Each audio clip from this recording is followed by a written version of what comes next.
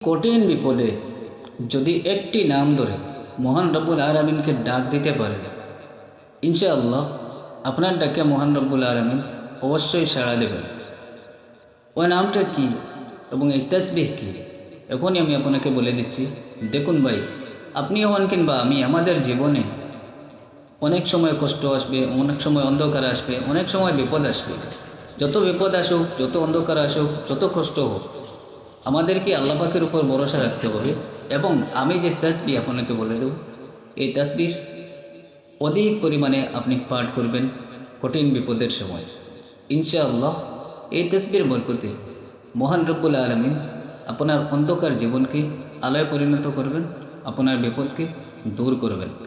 তাসবিহ কি এখনই জেনে নিন।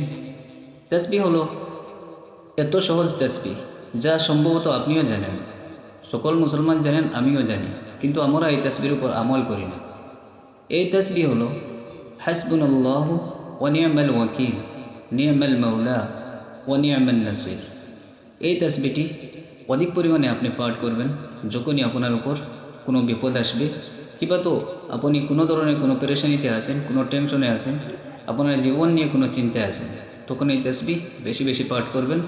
এর বরকতে মহান রব্বুল আলামিন আপনাকে অবশ্যই গায়েব থেকে সাহায্য পাঠাবেন।